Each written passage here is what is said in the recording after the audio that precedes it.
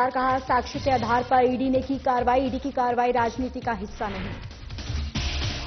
लौरमी के वनांचल क्षेत्र पहुंचे उप मुख्यमंत्री अरुण साव। वनांचल ग्रामीणों से की मुलाकात, जन चौपाल लगाकर सुनी समस्याएं।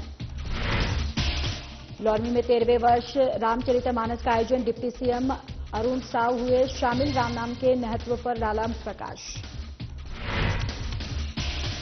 बाल विवाह मुक्ति छत्तीसगढ़ अभियान के तहत पहल, कोंडा गांव में जागरूकता कार्यक्रम का किया गया आयोजन। बाल विवाह के दुष्प्रभावों से किया गया जागरूक। और रायपुर के भक्कू गैराज में मिले महिला के शव मामले का खुलासा, 2 युवकों ने दुष्कर्म के बाद की थी महिला की हत्या। सीसीटीवी फुटेज के आधार पर 2 आरोपी गिरफ्तार।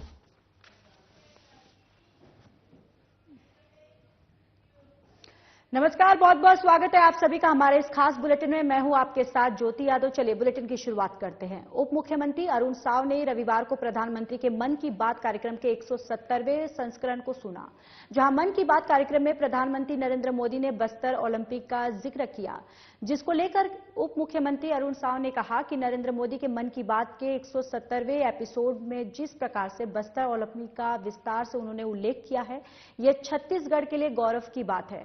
पीएम मोदी के मन की बात कार्यक्रम में खिलाड़ियों का उल्लेख हुआ है, जो विष्णुदेव साय के नेतृत्व में हमारी सरकार ने बस्तर के नौजवानों के लिए काम किया है। इस दौरान डिप्टी सीएम अरुण साव ने बस्तर के नौजवानों को बधाई दी और कहा कि प्रधानमंत्री नरेंद्र मोदी ने विस्तार से बस्तर ओलंपिक की तारीफ की है, यह हमारे लिए गर्व की बात है। प्रधानमंत्री माननीय नरेंद्र मोदी जी के मन की बात की 170वीं कड़ी में जिस प्रकार से बस्तर ओलंपिक का विस्तार से उन्होंने उल्लेख किया है, ये छत्तीसगढ़ के लिए गौरव की बात है कि हमारे छत्तीसगढ़ के खिलाड़ियों का उल्लेख हुआ और जो विष्णुदेव साय जी के नेतृत्व में हमारी सरकार ने बस्तर के नौजवानों के लिए जो किया है, आज मैं हमारे बस्तर के नौजवानों को बहुत बधाई देता हूं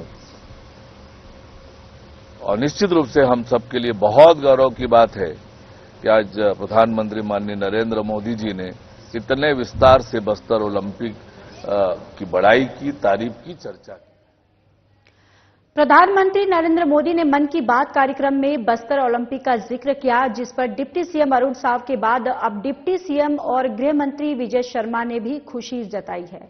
गृह मंत्री विजय शर्मा ने कहा कि मन की बात कार्यक्रम में पीएम मोदी ने बस्तर ओलंपिक के सभी आयामों पर चर्चा की। गृह मंत्री विजय शर्मा ने इसे अभिनव प्रयास बताया और कहा कि ये अनवरत जारी रहेगा। दिव्यांग लोगों का भी पैरा ओलंपिक कराया गया था, जिसका भी जिक्र पीएम मोदी ने किया है। बस्तर के नौजवानों ने खेल के माध्यम से खुद को उभारा है, उसकी चर्चा भी पीएम मोदी ने मन की बात कार्यक्रम में की। गृह मंत्री विजय शर्मा ने कहा कि बस्तर ओलंपिक में जितने भी खेल हुए हैं और युवाओं को मुख्य धारा से जुड़े रहने के लिए है।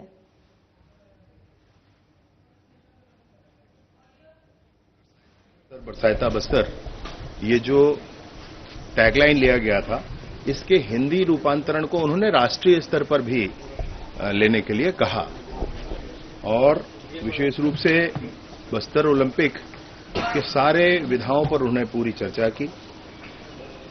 1,65,000 युवाओं ने इसमें जो भाग लिया उसकी चर्चा की, अभिनव प्रयास इसको बताया और यह भी कहा कि यह प्रयास अनवरत जारी रहे।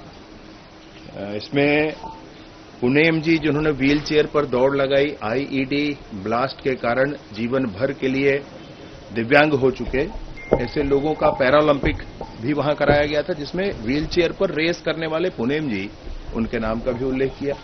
और विशेष रूप से रंजू सोरी, जिन्होंने तीरंदाजी में कमाल दिखाया, बस्तर यूथ आइकॉन वो बनी और ऐसे अन्य लोग भी बस्तर यूथ आइकॉन बने हैं। वहां पे बस्तर के नौजवानों ने खेल के माध्यम से अपने आप को उभारा है। इन सब की चर्चा, इन सब की प्रशंसा माननीय प्रधानमंत्री नरेंद्र मोदी जी ने की है। कितनी दूरी तक, कितनी दृष्टि, कितनी बारीक दृष्टि उनकी है, मैं हृदय से उनको शुभकामनाएं देता हूं। और बस्तर ओलंपिक में जितने भी खेल हुए हैं, युवाओं को मुख्य धारा से जोड़े रखने के लिए, कोई भटके ना, इन प्रयासों के लिए है। उन प्रयासों को माननीय नरेंद्र मोदी जी ने, माननीय प्रधानमंत्री जी ने सराहना की है उनकी। मुझे बहुत प्रसन्नता है इस विषय में। प्रदेश कांग्रेस मुख्यालय राजीव भवन में पूर्व प्रधानमंत्री डॉक्टर मनमोहन सिंह को श्रद्धांजलि देने के लिए श्रद्धांजलि सभा का आयोजन किया गया। इस अवसर पर कांग्रेस समर्थकों ने अपने दिवंगत नेता के तस्वीर पर पुष्प चढ़ाकर अपनी भावभीनी श्रद्धांजलि अर्पित की। साथ ही डॉक्टर मनमोहन सिंह के कार्यों को, देश के लिए उनके योगदान और प्रधानमंत्री और आर्थिक विशेषज्ञ के रूप में उनके द्वारा किए गए महान कार्यों को याद किया।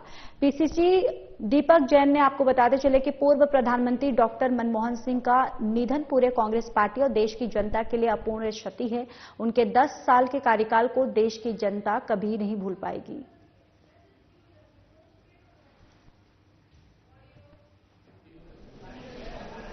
पूरे देश की आम जनता के लिए भी अपूर्णीय क्षति है, क्योंकि उनकी सादगी और उनके 10 साल के कार्यों को अगर याद किया जाए तो निश्चित रूप से रोजगार गारंटी जैसे कानून देश के आम जनता मजदूरों के लिए उन्होंने लाए। शिक्षा का अधिकार गरीब बच्चों के लिए उन्होंने लाए। शासन प्रशासन में पारदर्शी हो इसलिए सूचना का अधिकार उन्होंने लाए।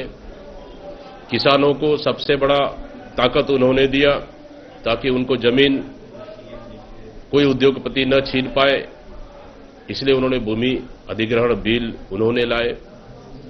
साथ ही देश के आम जनता, गरीब जनता को भूखे सोना ना पड़े, इसलिए उन्होंने भोजन का अधिकार कानून भी उन्होंने लाए।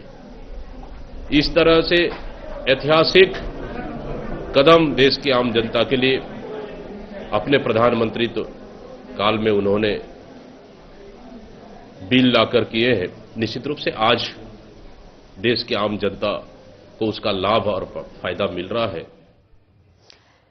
तो चलिए आगे बढ़ते हैं। ईडी की कार्रवाई पर पूर्व मंत्री कवासी लखमा के बयान पर उप मुख्यमंत्री अरुण साव ने पलटवार किया। उन्होंने कहा कि ईडी की कार्रवाई लंबे समय से चल रही है और जांच लगातार आगे बढ़ रहा है और इस बात से भी इनकार नहीं किया जा सकता कि जिस दौरान शराब घोटाला हुआ उस दौरान कवासी लखमा प्रदेश के आबकारी मंत्री थे और इसलिए जो साक्ष्य आए होंगे उनके आधार पर ईडी ने कार्रवाई की है।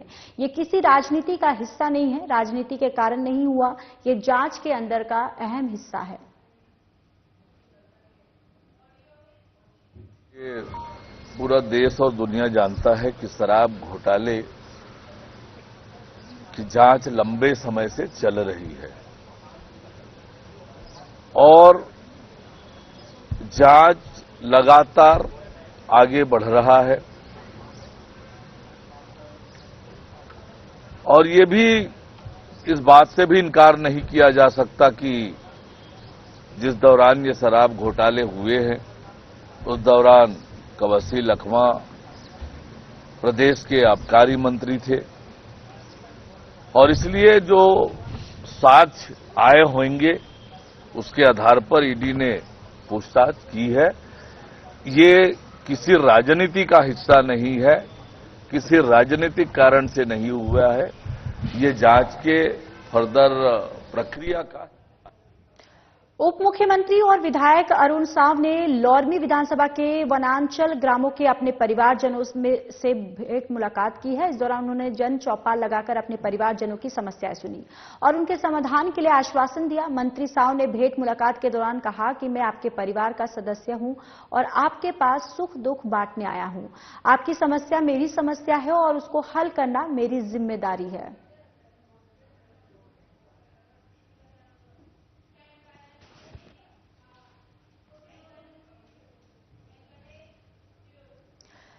तो मुख्यमंत्री अरुण साव लोरमी विधानसभा के ग्राम कोतरी में आयोजित रामचरितमानस में सम्मिलित हुए। जांच में साव ने कहा कि छत्तीसगढ़ के गांव-गांव में नवदा रामायण का आयोजन होता है और आजादी के पहले से ही प्रदेश में अखंड रामायण हो रहा है। ये प्रदेश में राम नाम के महत्व और महिमा को बताता है। उप मुख्यमंत्री साव ने कहा कि कोत्री क्षेत्र धर्म की नगरी है। लगातार 13वें वर्ष रामचरितमानस का आयोजन हो रहा है। 1 महीने की तैयारी के बाद और आसपास के ग्रामीणों के सहयोग से ये नवदा रामायण हो रहा है। और मंत्री साव ने कहा कि हमारे बुजुर्गों ने ये परंपरा शुरू किया है, अब नई पीढ़ी ने इसे आगे बढ़ाने का काम शुरू किया है।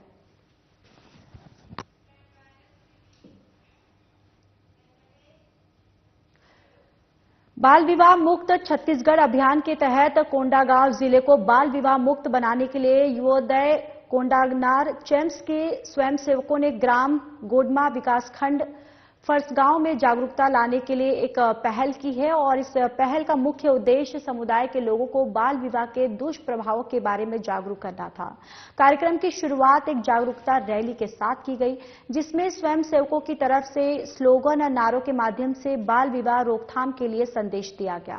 इसके बाद गांव के बीच चौराहे पर नाटक प्रस्तुत किया गया, जिसमें उपस्थित गांव के बच्चे, युवा, महिलाओं और पुरुषों को विवाह के लिए बाल बालिकाओं की उचित उम्र, बाल विवाह के दुष्परिणाम, बाल विवाह होने पर चाइल्ड हेल्पलाइन नंबर की जानकारी देने और इसके साथ ही विवाह होने पर विवाह में सहयोगियों को होने वाले जुर्माने के बारे में बताया। कार्यक्रम के अंत में बाल विवाह के रोकथाम के लिए शपथ भी ली गई।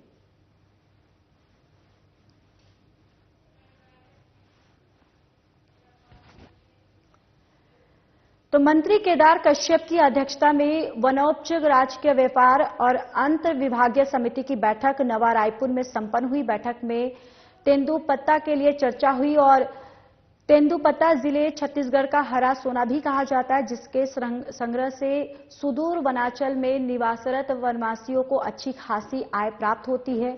और तेंदुपत्ता संग्रह के लिए निजी क्रोता द्वारा प्रतिभूत राशि जमा करने की अवधि के 15 दिन का अतिरिक्त समय दिए जाने की सहमति दी गई है।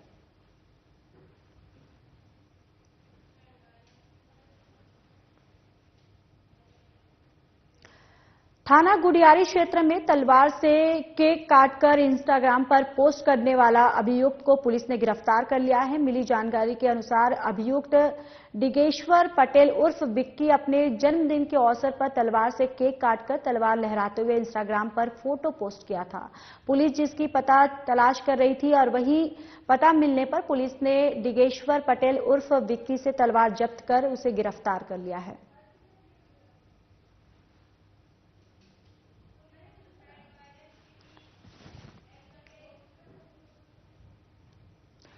उप मुख्यमंत्री अरुण साव का बयान सामने आया, जिसमें उन्होंने कहा कि भारतीय जनता पार्टी ने हमेशा नारी सशक्तिकरण के लिए काम किया है, चाहे सत्ता में हो या संगठन में। मंडल अध्यक्षों में भी महिलाओं की संख्या हो, जिला अध्यक्षों में भी महिलाओं की संख्या हो और भागीदारी हो, इसके लिए पार्टी गंभीरता से प्रयत्न करती है।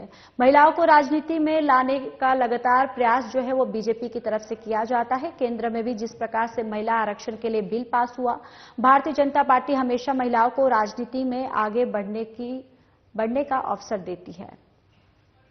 भारतीय जनता पार्टी ने हमेशा नारी सशक्तिकरण के लिए काम किया है, चाहे सत्ता में हो या संगठन में। पार्टी में न केवल प्रयत्न हुआ है कि मंडल अध्यक्षों में भी महिलाओं की संख्या हो, जिला अध्यक्षों में भी महिलाओं की संख्या हो, भागीदारी हो, तो पार्टी इस दिशा में बहुत गंभीरता से प्रयत्न करती है। महिलाओं को राजनीति में भागीदारी हो, इसके लिए लगातार प्रयास करती है। केंद्र में भी जिस प्रकार से महिला आरक्षण के लिए बिल पास हुआ है, तो भारतीय जनता पार्टी हमेशा महिलाओं को राजनीति में आगे बढ़ने का अवसर देती है। मंडल अध्यक्षों में भी दिया है और जिला अध्यक्षों में भी उम्मीद है कि महिलाओं को अच्छा अवसर और प्रतिनिधित्व मिलेगा।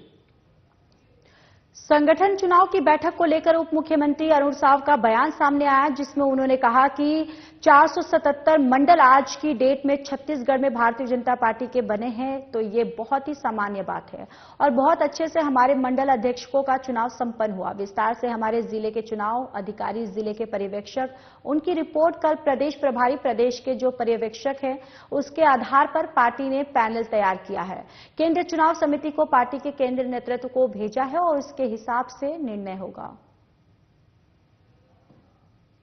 70 मंडल आज के डेट में छत्तीसगढ़ में भारतीय जनता पार्टी के बने हैं। 477 में 2-4 मंडलों में किसी तरह की कोई बात हुई है तो ये बहुत ही सामान्य बात है और बहुत अच्छे से हमारे मंडल अध्यक्षों का चुनाव संपन्न हुआ है। राजनीतिक क्षेत्र में सबकी महत्वाकांक्षाएं होती है, महत्वाकांक्षाओं को लेकर 2-1 स्थानों पर इस तरह की बात हुई है। जिलाध्यक्षों में भी विस्तार से हमारे जिले के चुनाव अधिकारी, जिले के पर्यवेक्षक सबसे राय शुमारी करके आए हैं। उनकी रिपोर्ट कल प्रदेश प्रभारी, प्रदेश के जो पर्यवेक्षक है उनके समक्ष प्रस्तुत हुआ है। उस आधार पर पार्टी ने पैनल तैयार किया है और पैनल तैयार करने के बाद केंद्रीय चुनाव समिति को, पार्टी के केंद्रीय नेतृत्व को भेजा है और फिर उसके हिसाब से निर्णय होगा। जिलाध्यक्षों का भी चुनाव सर्वानुमति से ही होना है।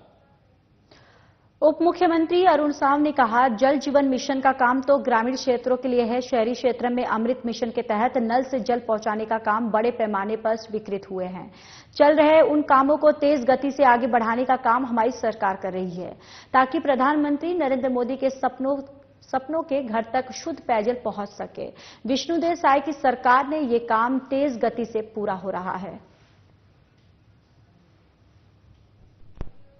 देखिए, जल जीवन मिशन का काम तो ग्रामीण क्षेत्रों के लिए है। शहरी क्षेत्रों में अमृत मिशन के तहत घर तक नल से जल पहुंचाने का काम बड़े पैमाने पर स्वीकृत हुए हैं, चल रहे हैं। उन कामों को तेज गति से आगे बढ़ाने का काम हमारी सरकार कर रही है ताकि प्रधानमंत्री माननीय नरेंद्र मोदी जी के सपनों के अनुरूप हर घर तक शुद्ध पेयजल पहुंच सके। हमारी सरकार इसके लिए लगातार प्रयास कर रही है। विष्णुदेव साय जी के नेतृत्व में केंद्र सरकार की योजनाओं को तेज गति से पूरा करने का काम लगातार हो रहा है। नगरीय निकाय और पंचायत चुनाव को लेकर लगातार सरगर्मी तेज है। इस बीच उप मुख्यमंत्री अरुण साव का बड़ा बयान सामने आया जिसमें उन्होंने बैलेट पेपर से नगरीय निकाय और पंचायत के चुनाव होने की जानकारी दी। इसी के साथ उन्होंने ये भी कहा कि बोर्ड एग्जाम से पहले नगरीय निकाय और पंचायत चुनाव संपन्न होंगे। आपको बताते चले कि 7 जनवरी के बाद कभी भी आचार संहिता लग सकती है। नगरीय प्रशासन मंत्री अरुण साव ने इसके साथ ही कहा कि ईवीएम मशीन की तैयारी में समय लग रहा था, पर इसलिए बैलेट पेपर से चुनाव करने का निर्णय किया गया है। चुनाव आयोग तैयारी कर रही है। नगरीय निकाय चुनाव पर सरकारी तैयारी कर रही है और नियमों में परिवर्तन हुआ है। आरक्षण की प्रक्रिया हो रही है। बोर्ड एग्जाम से पहले सरकार चुनाव कर देगी। ईवीएम मशीन की तैयारी में समय लग रहा था और इसलिए पोस्टल